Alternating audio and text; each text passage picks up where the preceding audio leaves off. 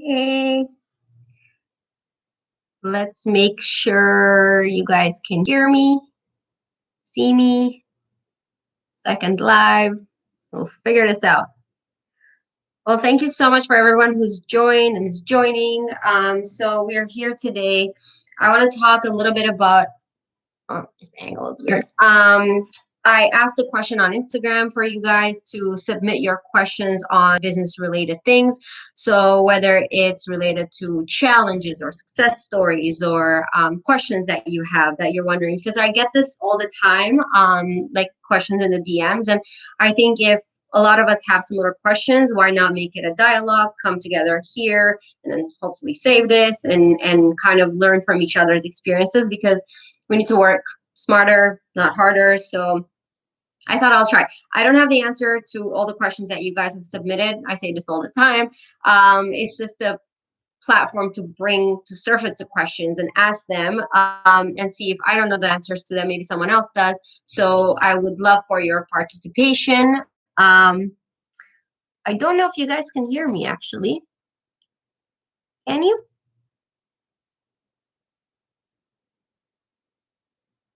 Okay, let's pretend that you can.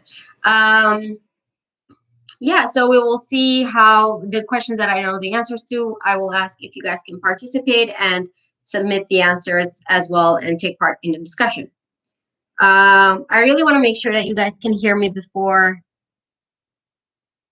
I begin. Anyone? Uh, Okay, I'll just keep going. If you guys can't hear me, I'll make, I guess, another video. Just because the microphone thing. Oh, Rita's here. Yay, thank God. Okay, thank you, Rita. Okay, actually, because Rita confirmed that she can hear me and you guys can hear me, I'll start with her question first. So there were questions about sales and marketing, and I'll try to kind of categorize the questions, but there's the questions on sales. If I haven't had any sales for the last 40 days, does it mean to stop the business or keep it going? The answer to this one is actually simple: keep it going. I know there's a lot of times, especially with January, it's been definitely tough for everybody. And I know I talked to a lot of small business owners, and you're not alone. I just want to say to everybody out there who's struggling with sales in the month of January, February, just overall, it's tough times. So I'll kind of name the reasons why I'm hearing people are struggling, including myself. So reason number one, obviously, if your small business is targeted towards Armenian audience, a lot of people have been donating a lot starting in September, October. So that's been kind of, now people are a little bit, they're thinking about it a little bit more. So that's reason number one. Reason number two, obviously, everybody have, spent money for their holiday seasons. With external factors like COVID, and the challenges, the logistical challenges it's imposing on businesses, it may have been discouraging for people to purchase from those businesses, whether it's shipping delays or anything like that.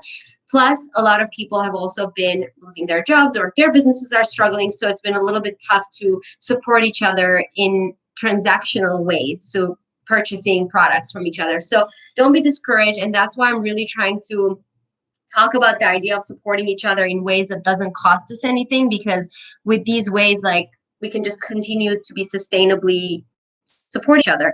And there's this joke that I always share with my friends and everyone who's a business owner, is that sometimes it feels like when you have no customers that you're giving a concert, there's no one watching, but you kind of have to keep giving the concert because at the end of the day, someone will come and start watching, because we can't just be present when the customers are there. We need to be present and consistent in the work we're doing, and then kind of like wait for them to come. But use this time, and this is something that, again, there has been a lot of conversations on this. Use this time to tackle some of the things on your to-do list that you haven't had the time to get to, just because it was busy or the sales were higher. So use this time to tackle these things, whether it's something that you want to redesign in your business, something that is reporting or financial related, something that is maybe a little bit behind the scenes of a website refresh. So just focus on these types of things during this time, but definitely don't stop. The one thing that obviously you have to consider is the cost of running your business, and is it sustainable to continue with the income. But if it is sustainable, I don't want anybody to go broke. Please don't give up. The other question is how much time it took to set up your business online. I'm still setting it up, to be honest. I think that's one thing I learned is that I didn't necessarily make it perfect and then launch, because this is a mistake I used to make all the time in the past, where I would basically not release or publish anything until I was like, okay, this is perfect. So I think something that I've learned and I'm trying to still learn is that if I have something that is ready and functional, to put it out there and work on it as I go. It's never finished product. I think I need to evolve as we continue as we continue to go. I've shared in the past that the host I use is Shopify, so it's pretty easy to set up like the website itself on Shopify, just because they have the templates and everything. But other than that, I think the behind the scenes of what's on the website and the products and the designs and all of that, it's a work in progress. So it takes time. But I think once you have all of that ready, it doesn't take that long for you to actually just launch the website if you're using a host that has templates embedded. So I think Wix is another one, GoDaddy is another one, and obviously Shopify is one of the big ones as well. So it says, what do you suggest? What do you suggest as tips to the upcoming business owners on Instagram? So Instagram is a tricky business, which is why I actually made two separate videos about using Instagram for your small business, because Instagram could be something that is very time consuming. It's like a full time, like people just think that social media is a little part of the business, but it's actually a big part. And you'll notice a lot of times most of the sales come from social media. I mean, very much based on what business you have and what type of business it is. But in terms of tips, I think just being authentic to your brand on Instagram and not just doing what every other brand is doing. Be authentic, create your voice, invest time in determining what is your voice and what is your tone on Instagram. What is the kind of like, what is your objective with having Instagram? Is it to engage with the community? Is it to provide information about the industry that you're working in? Hey, we have more people joining in. So I think once you kind of spend the time to set up the basis of what you're using Instagram for and what the objective of it is, what is the tone that you're using to achieve it, then it kind of becomes plug and play. But I think my tip would be invest the time to determine what is your unique, authentic voice on Instagram. Another question is, would you recommend outsourcing to Armenia? So absolutely, just don't do it for the sake of doing it. Make sure it makes sense for your business, and make sure you do it with the right people, the right partners. You invested time to look into those things as well. So a couple of lives that we've had on Instagram was to show or like bring people on who work at marketing agencies in Armenia. And I think having these types of services outsourced to Armenia is a great way for kind of broadening your market and horizon and getting a different creative aspect and angle. And then B, supporting Armenia and creating more jobs in Armenia. So definitely do it and definitely consider it and definitely kind of look into it. And then before you make the decision, make sure you're making the decision that makes sense for your business. On that note, we have another question. Marketing is one of the hardest for me. And I think this is not necessarily a question, but one of the challenges that people submitted.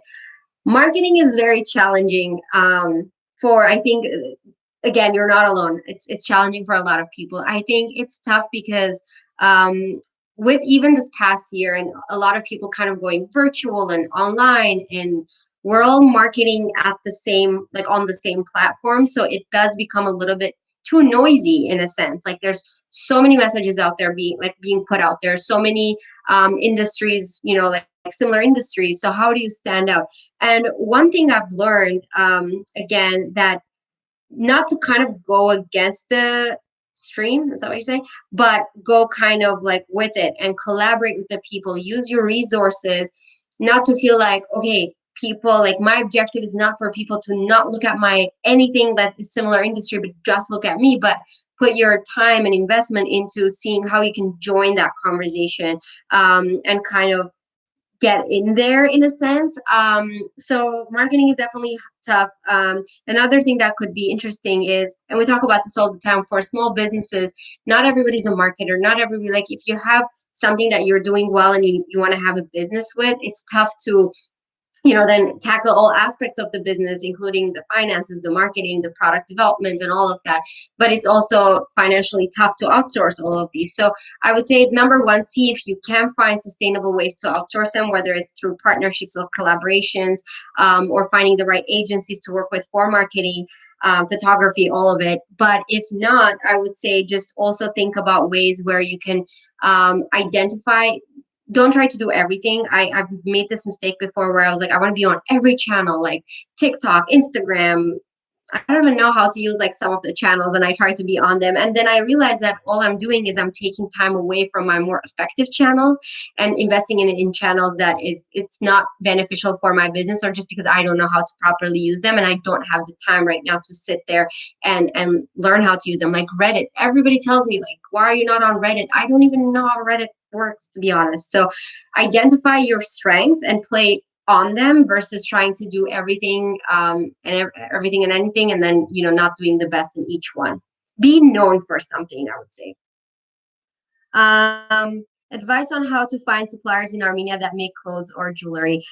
This is a great question, and this is a question that I'll ask you guys if you have any resources to kind of comment under this video.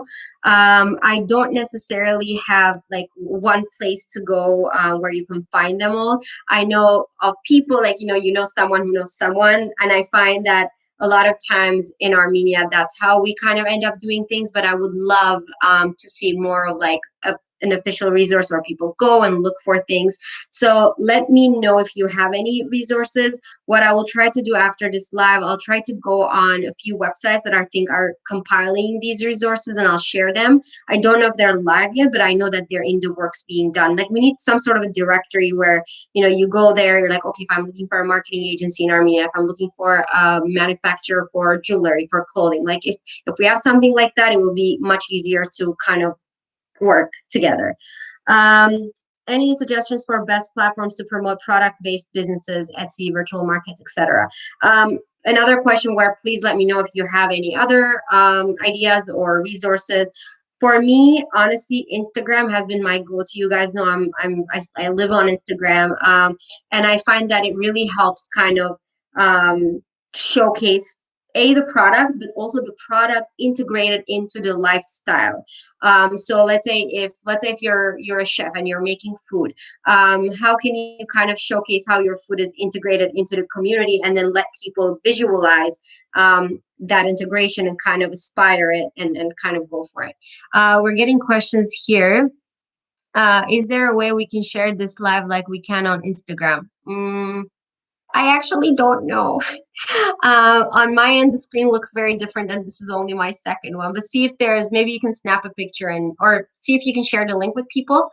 And thank you for sharing it. It really means a lot. I know jewelry in Armenia. Let she contact me. Oh, okay. Awesome. I will connect you.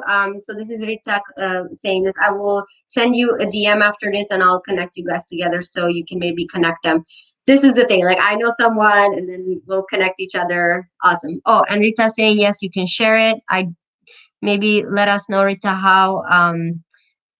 Just learning YouTube again. But I'll say this. I do like YouTube more than Instagram because it didn't lock my account yet. So we'll see. And on that note, thank you so much for everyone who subscribed, and thank you for everyone who continues to support me and subscribing here, because it really subscription on YouTube is really the way for YouTube to be like, oh, let me show this video to more people.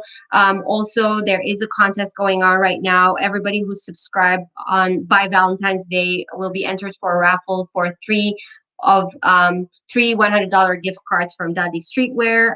The reason why I'm aiming to get to 1,000 subscribers is because then YouTube will let me do these lives from my phone, which will be much easier for me, and I can do it on the go, and I can also, I think the sound will be better, so I can use my headphones and whatnot. Yes, this is a great point. I think people need to find what each platform does best. Instagram is good for getting short form contact out to people. Facebook is more contact and can support longer posts. Yes. And Mary saying, knock on the wood, ask what you could now. And on that note of, identifying what each platform does, this is super, super important, and really realizing. So, for example, with Facebook and Twitter, I love sharing links. Like when there's a new collection that I'm launching and I want to share the entire collection link, I'll share it that way. With Instagram, you can't really do that. So it becomes, to your point, like the shorter kind of like a snippet of how, like I was saying earlier, how your product is integrated into the community. It's a little shot, or maybe it's a real, like quick video. But with with Facebook and Twitter, you have the link sharing. With Twitter, it could be a little announcement with the little messages. So really think about what works best for each. Plus, don't really think about where your audience is. So your audience could be on LinkedIn. Let's say if you're offering a service like marketing agency, then maybe on LinkedIn you could also find. So really don't try to, I would say, copy someone else's business plan or marketing plan, but just try to, integrate and really do the search into which one works best for you and for your audience. How to design product labels? Great question. And I know the same person who asked this question also asked a question of beginners platform to design labels and logo besides Canva. So I want to answer these two questions together because I think they make sense together. Again, let me know if there's other resources for these. InDesign is kind of like the more simpler version of Photoshop. So InDesign is something that if you invest time into, maybe teaching yourself or taking a course on how to use with the Photoshop and InDesign and these platforms, it's a bit complicated and tough. And if you're not a graphic designer, it's tough to use them. And I understand that Canva has limitations, so you want to kind of take it to the second level. But InDesign kind of has been my go-to. I'm not also an expert in it by any means, but I sometimes play around and try. And then also there's PicsArt. It's not necessarily for designing logos, but definitely look into PicsArt more. It doesn't necessarily replace Canva, but it is an Armenian app, and I want to promote it more. It has different functions and it does different things than Canva.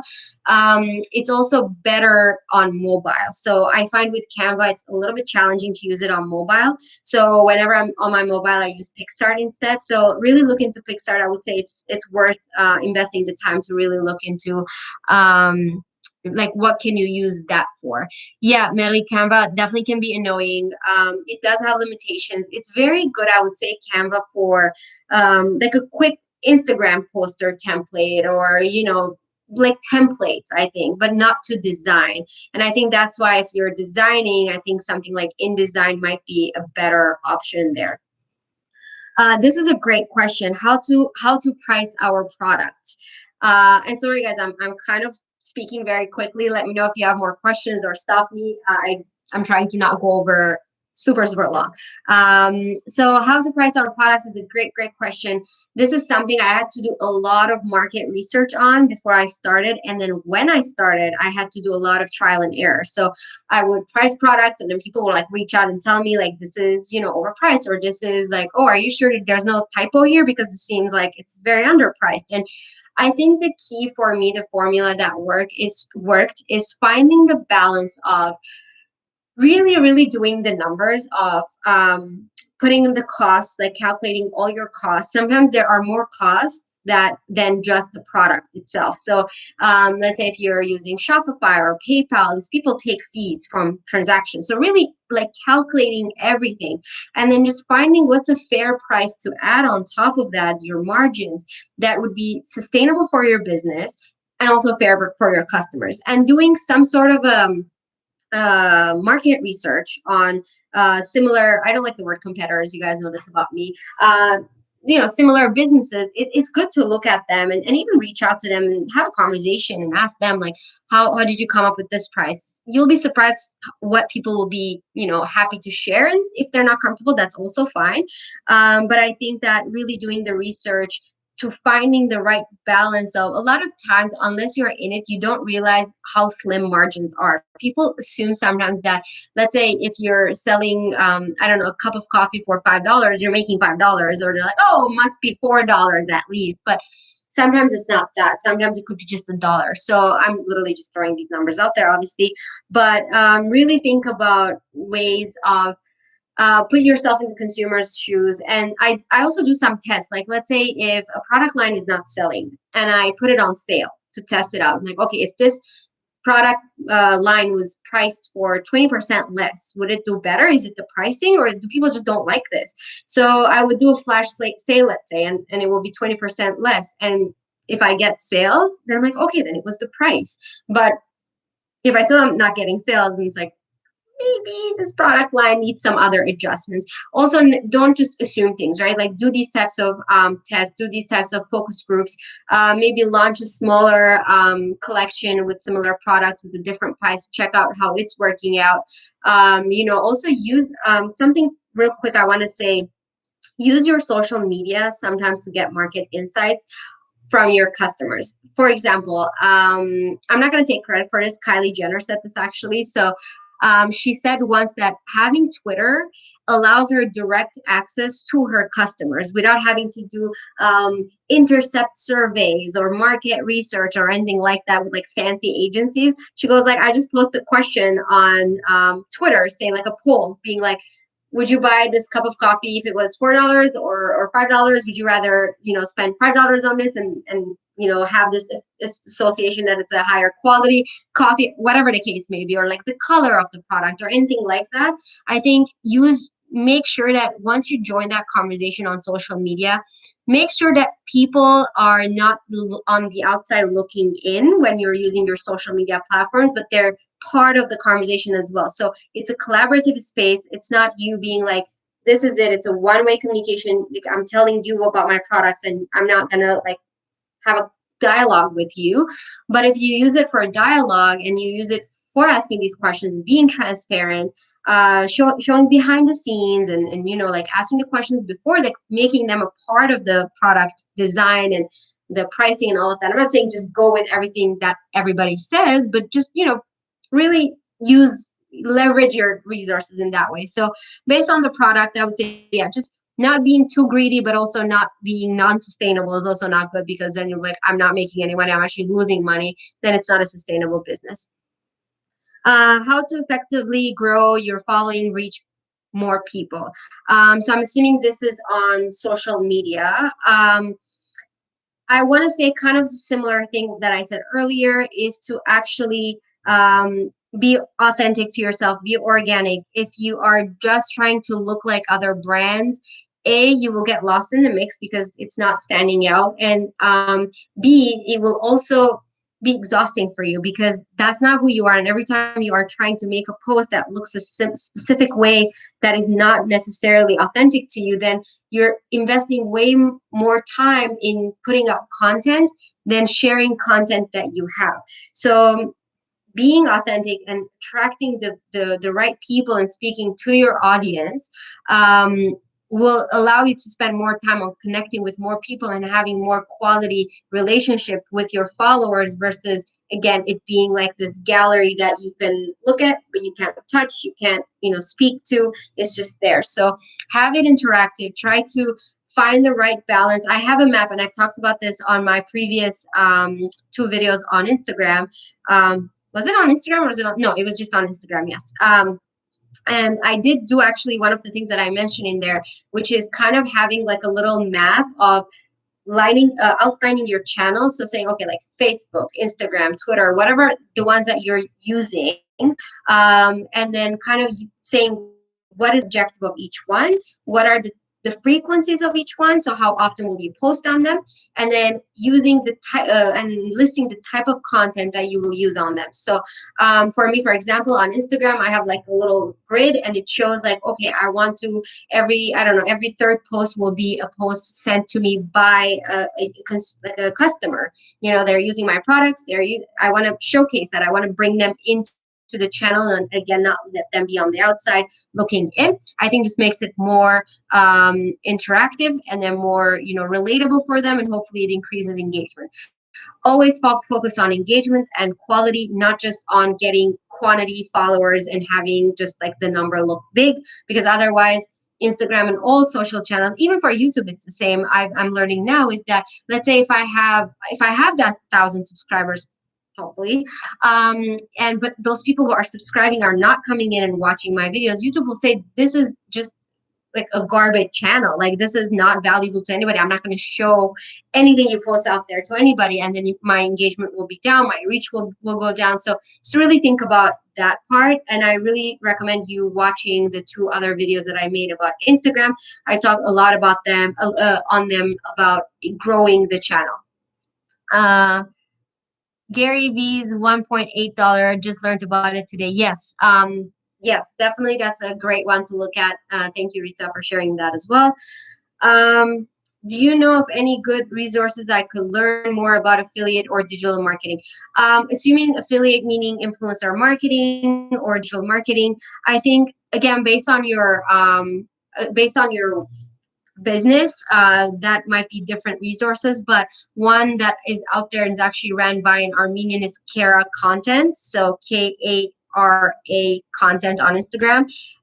She does a lot of like outsourcing, like not outsourcing, what am I sourcing influencers and affiliate program marketing. There's a few apps that do this. So if you just kind of like look into, you register in an app, it's paid apps, so they kind of like find the right influencers and affiliate program models for your business. Some of them are actually kind of costly, so just make sure that it's the right one for you. And then for digital marketing, so there are a few digital marketing agencies that we've highlighted on Instagram. Digital Factory is one, and Janine Mara, who's actually in Toronto, is another one. She's amazing. Digital Factory is in Armenia, so check them out. And then when you work with an agency, marketing agency, they actually do the outsourcing of affiliate programs for you. So if that's the right way for you to go, I would say starting this conversation with these digital marketing agencies and see where the conversation goes. Last question, but not least, how do you find time for everything, including being a superhero, asking for a friend? I don't know how to be a superhero, so I don't know how to answer that question. But I do want to talk about a little bit about time management. So time management is definitely a tricky one, and I think really first of all, identifying how many hours a day do I have. And when we're talking about that, I'm not talking about 24 hours. I'm talking about working hours. And again, that doesn't mean you have to squeeze out every single minute of your day that you can do work in, because then you're just going to get burnt out and you're going to stop being productive altogether. I think it's important to set boundaries for yourself and really kind of say, okay, and you also don't have to do this on a daily basis. You can decide on a week basis, because I'm still testing these out and seeing which one works better for me. But if I say in a matter of 1 week or 1 month, these are the objectives I want to do. I want to spend, let's say, I don't know, 10 hours a week responding to emails, 10 hours a week on Instagram. I don't know. I'm really throwing out numbers. But if you decide on a week basis, maybe one day you wake up and there's more of one thing to do, or maybe you're more like getting creative in one area and you want to focus on that. And basically on that note, you can kind of take from one day and put it on the other, as long as one thing doesn't kind of get piled up. And this happens to me, so I still don't know how to properly do it, but I'm trying. I think really one thing I do is when I'm working on my computer, I will have so many tabs open. And let's say I'm downloading something and it's taking like 2 seconds. My attention span goes like, okay, let me see what's happening here. And then I start doing that and I forget about that. And this one thing starts kind of like gets left undone, like halfway done, and then I have to go back to it and all of that. So one thing I'm really trying to do is, like, if I'm working on this, let me finish this and not think about 50 million other things that I have to do while I'm working on this. Let me just finish this and then I'll get to that. Compartmentalize your tasks so they don't bleed into each other and you kind of are not giving any of them your full attention. You're giving all of them half your attention. So really, I think compartmentalizing is something I'm trying to work on. And then we have a question from Mary. Are there any apps we can use for the time management? I'm sure there are. I don't know of any. This is something cool that we can like look in our app store. I'm sure there might be paid ones, there might be free ones. I don't know, but for me, I don't like to include other people into my time management. I like to get on pen and paper. I'm very like old fashioned in that. So let's say if I'm the other thing is like you really have to make sure that you're recharging. So when I get to a point where I start feeling like a task that you would usually take me like 10 minutes to do is now taking me like half an hour because I'm just like tired and distracted. I basically just write down all of them and I go like, okay, I'm done for today. And then I will kind of go get my rest. And then I will basically come back to it. Like I know it's there, so I know I will get to it. I just, if I'm not doing it now, like don't feel like you can't go to bed before you do everything, because that's what was kind of like getting me burnt out. So really make sure that you are organizing the types of tasks you have to do. Again, it could be on a paper, it could be on your calendar, it could be, there might be an app for it. Write down the types of tasks, maybe even categorize them. For me, for example, I noticed that the best way to start my workday so I don't worry about emails is to answer the emails first and then get that out of the way and then start kind of more creative work. Then I get tired from the creative, then I take a break, I go into something a little bit different. So again, just write them down. Make sure you get your rest. Super important. Self-care is something that really is helping me be more productive, to be honest, than before, when I was like, no, I have to work overnight because every minute wasted or I'm not working is a wasted opportunity. But like that's not the case. Like you need to make sure that not everything will be done in one day. This is not a question here, but I will kind of talk about it because it's part of this whole thing. Someone once asked me actually, like, what keeps me up at night? And I said, the potential I have. And this is like a weird way to answer it, but the potential meaning that if I know I'm working on a project and this is my end vision for it, right? I feel like I can't sleep until I get there. But that could be something that is a process of like years, right? So by staying up tonight overnight and working on that doesn't mean I'm gonna get there. It's something that, like, slow burn. Some things needs to cook properly for it to be tasty. I don't know cooking. I don't know why I use that analogy when I don't know cooking. But it's a marathon, it's not a sprint. Just take your time with every step, do it right. Allow yourself to make mistakes, allow yourself to revisit certain things, and allow yourself to make these mistakes publicly. It's fine. Otherwise, you will not launch anything. You'll be like, it's not perfect, so I'm not going to launch it. On If there are no more questions coming in the comments, the note that I want to leave you guys with is we're in this together. It's tough times. Like I said at the very beginning, economically it's been tough, emotionally it's been tough. There's a lot that we're learning, a lot that we're making mistakes in, a lot of external things we can't control that are challenging us and imposing challenges on the businesses. Focus, start doing something, and don't try as much as possible not to let those external factors impact the trajectory of where you want to go. Be flexible, adjust to external factors, but don't let them change the complete trajectory of your goals. If you guys haven't yet, create a SWOT analysis for your business. If you don't know what a SWOT analysis is, send me a message. I'll let you guys know. I don't want to spend too much time talking about it. Maybe I'll make a complete video about it. But do a SWOT analysis of your business so you can understand what are the strengths, the weaknesses, the threats, and the opportunities of your business. That's what a SWOT stands for. And really understanding what are the external ones, what are the internal ones, and then that way you're more prepared for things that could happen that are outside of your control, like a global pandemic that could impact what is going on and what are the things you need to do to adjust so you can survive. All in all, be patient with each other. Be kind towards each other. If you have feedback for a business, reach out to them privately. Give it to them privately. Don't blast people on their platforms. Instagram and Google and all these people, they care about reviews and these types of things. So if you have feedback for a business, don't go give them bad review. Actually, just reach out to them, give them that feedback if you care about lifting them up.